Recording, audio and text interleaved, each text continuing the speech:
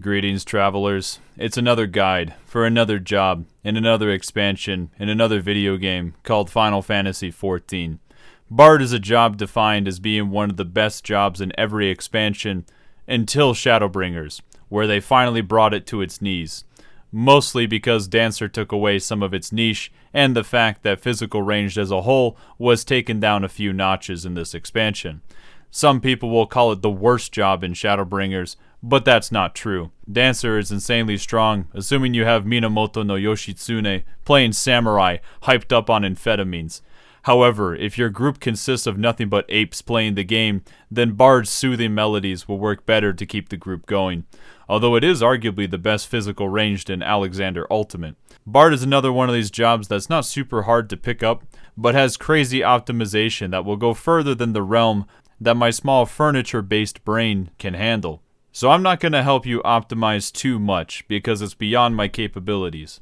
Besides, whether you get to deal damage on this job is up to the server, because it's all about luck. Similar to Dancer, although it's a lot faster, so strap in and get that APM up because you're going to not need it most of the time. Bard is the archer job. If you want to start as an archer, you already know what to do. This is one of those DPS jobs that will actually have an AoE ability at level 18, making it possible to use Quick Knock in Sastasha, flexing on all those loser lancers, and practically anything else in the game. Yoshida, please let every DPS player AoE from the first dungeon. I'm begging you. I also believe Bard to be one of the easier jobs to understand from what you're supposed to do, although it can be a lot harder in practice. Once you hit level 30, you can go deep into the surface of the woods and learn how to sing from a man by a tree. Once you acquire that soul stone, you go to Gridania to acquire the only thing that anyone cares about, the performance action, allowing you to become the Danger Bongos. Performance is like playing piano if you don't know how to play piano, because it has keys, but you can only play one note at a time and have to shift the octave. God, this sucks. Everyone probably has a program that plays it automatically. You can't even play copyrighted music, so I'm gonna stick to the classics. God, fuck! Alright, you know what? Here's how you do the performance action. Log off, go to your nearest piano, now you can enjoy some music. Anyways, most people don't bother to level the job past level 30, because you already have the most important thing, except we're going to play Bard at level 80.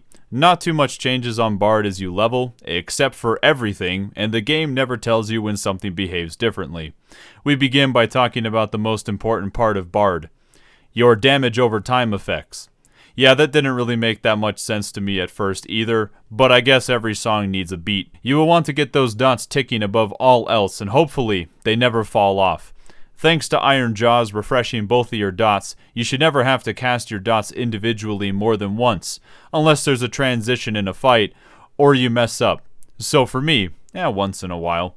Use Iron Jaws if the dots have about less than 4 seconds remaining, although you can play with fire if you want to try refreshing them even later. With this making up the backbeat of your music, you have 3 different songs that you play. As you level, you don't get all your songs until level 52, making your level 50 gameplay have an empty moment with dead silence. Great. Some things that are almost important about songs, you need to target an enemy to play a song, because as we all know, you need an audience to play music, and your teammates and yourself don't count. You have 3 songs that give buffs to everyone else and not yourself because you are deaf. Fortunately, even Beethoven was able to compose without being able to hear. Except you don't really care about these buffs. Instead, you're going to care about how they ever so slightly alter your gameplay. Every time your dots tick, there is a chance that something will happen depending on what song you are currently playing. In Wanderer's Minuet, you gain stacks of stuff that you can use on Pitch Perfect. This does the most damage per stack at 3 stacks, so ideally, you use it at 3 stacks. Sometimes though, songs have to end. In that case, use whatever you have left before the song ends. Congratulations, that's your first piece. Mage's Ballad will make it so that 2 of your off-global cooldowns will have their cooldowns reset every time you get a proc from your dots. These skills do share a cooldown though.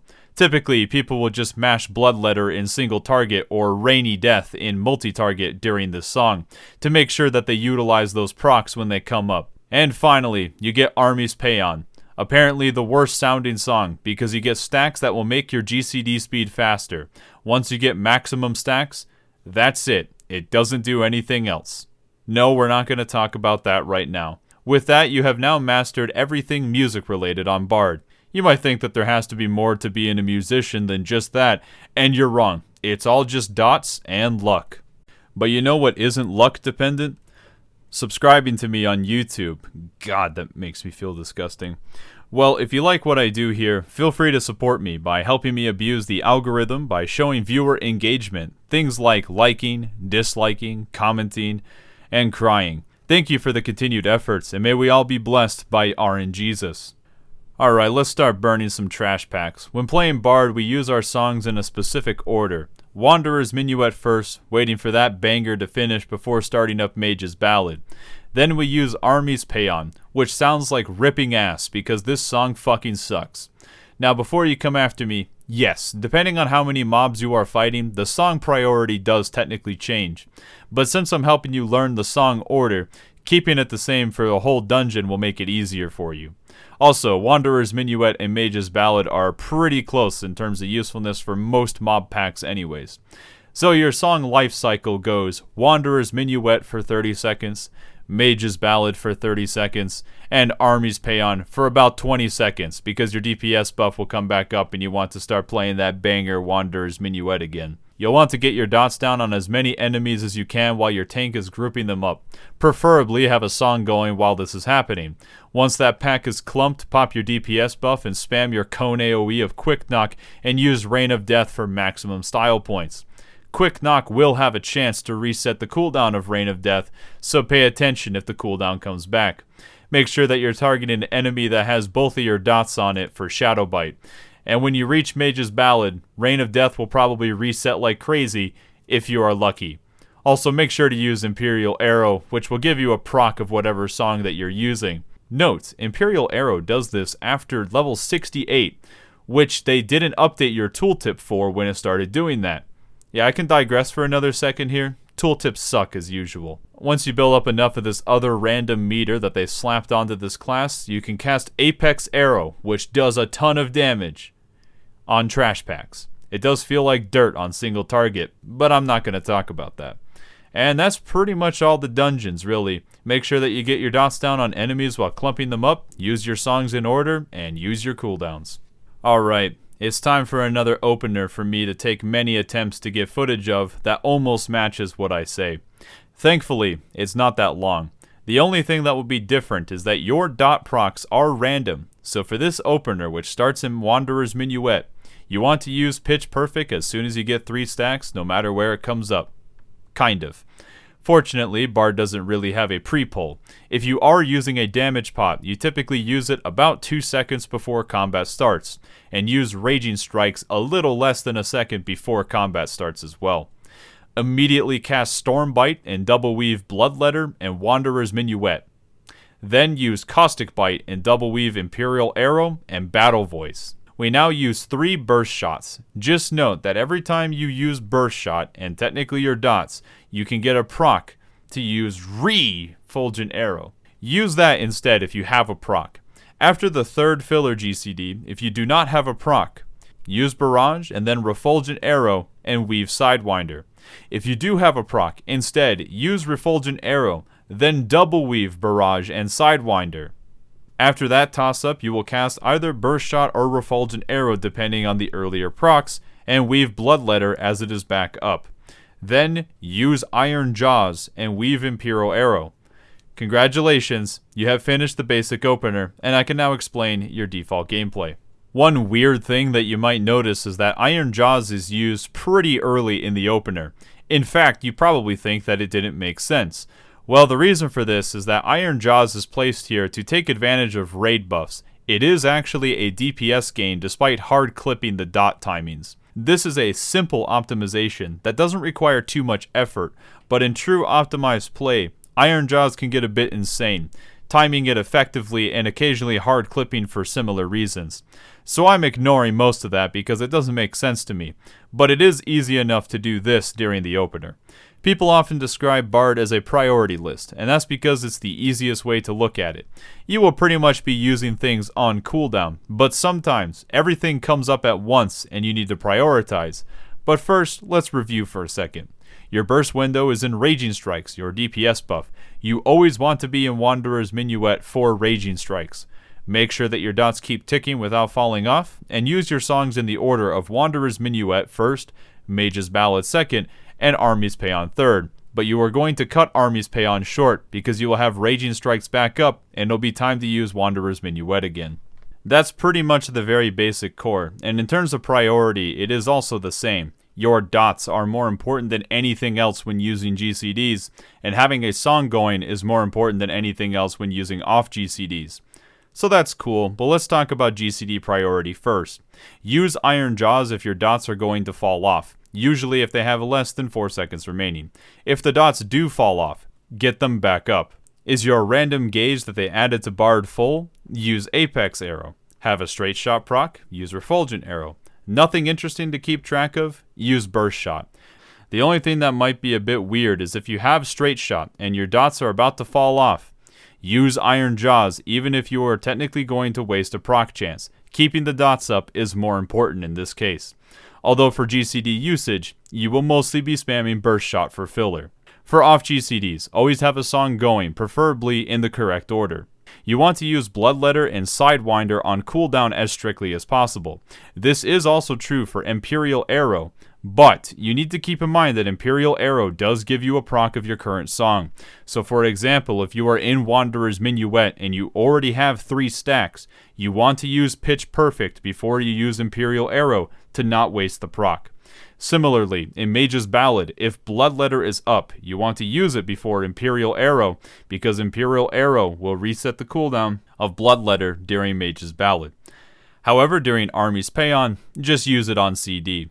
After that, you want to use Raging Strikes on cooldown as well, and make sure that while in that buff window, you use Barrage to buff Refulgent Arrow. Also, make sure to use Battle Voice every 3 minutes to buff everyone who isn't you, and you do have to have a song going to be able to use it.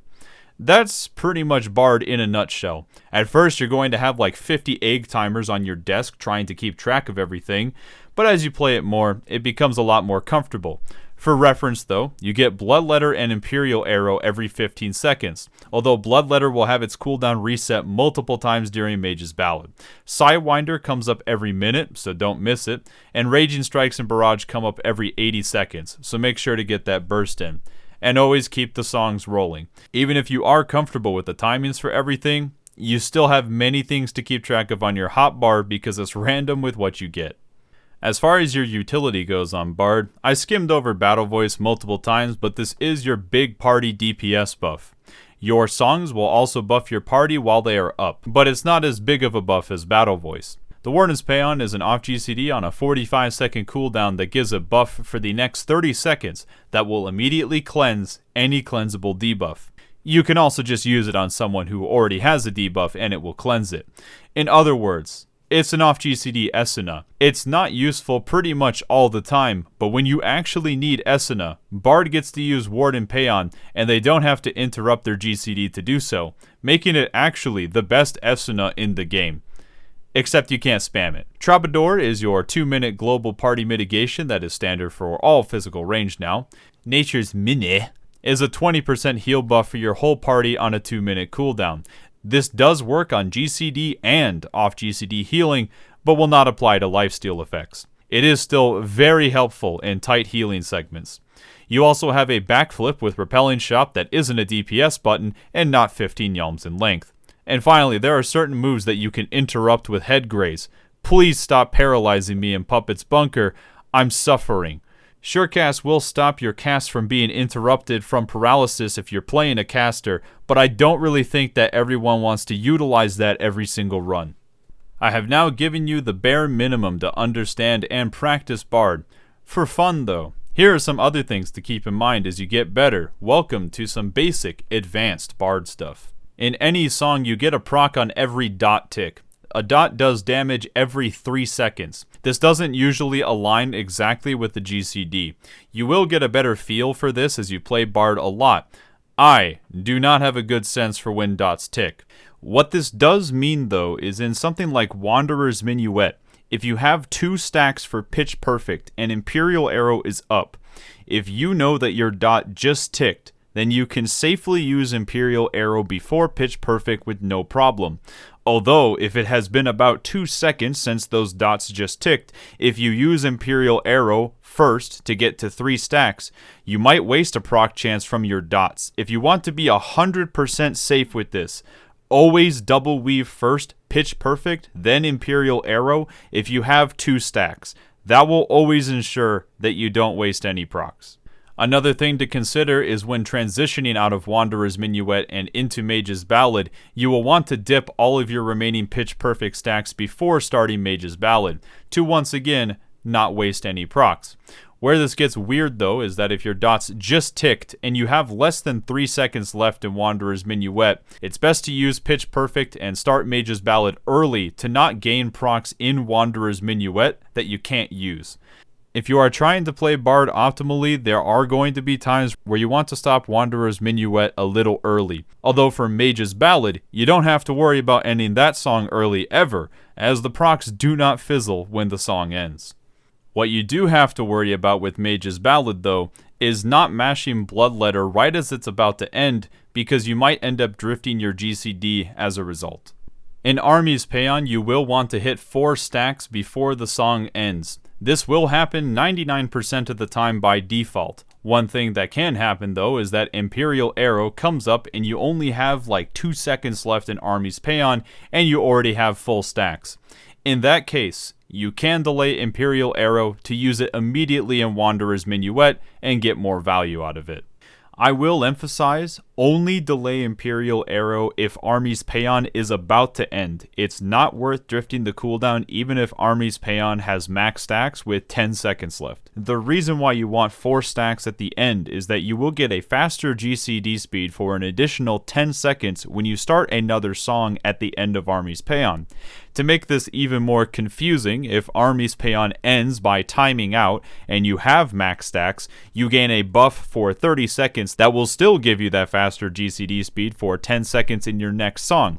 A lot of fight-dependent optimization for songs comes down to extending Army's Paeon for longer to align things better with the party, but most commonly for fight transitions, where you can still get that extra 10-second buff. I'm just mentioning the concept, but this changes dramatically from fight to fight. The last thing to talk about is that Bard is on an 80-second timer for burst, which doesn't line up with anything else in the game. Thankfully, Barrage and Raging Strikes will be up around the same time. You can delay Barrage to use a straight shot proc if you already have one, as long as you still barrage during Raging Strikes. Assuming the fight is not super long, delaying Barrage occasionally should not be an issue, but be a little careful with this. With all of that, Bard is actually pretty fun. Pretty much everybody that I know who plays this job does enjoy playing it, even if it's not the best in the metagame. It's the job where you're going to have to stare at your hotbar almost always. There is enough chaotic randomness to keep track of as well, and a lot of optimizations. Although at the same time, it can be surprisingly easy if you don't have an issue keeping track of timers. The only real downside to Bard in optimized play is that you have to put a lot more work in to get less value than you can out of Dancer. Right now, these two jobs are a little too similar in their niche. Although it's not like Bard is outright bad, it's just that people would usually rather play the easier class that is better in the metagame. It'll be interesting to see what is done with this job in the future. Hopefully they can make its niche a little bit more defined again. But for right now, don't care about the metagame, because you can clear all content with Bard, and even the hardest content in the game right now, which is Alexander Ultimate, is actually still pretty good for Bard.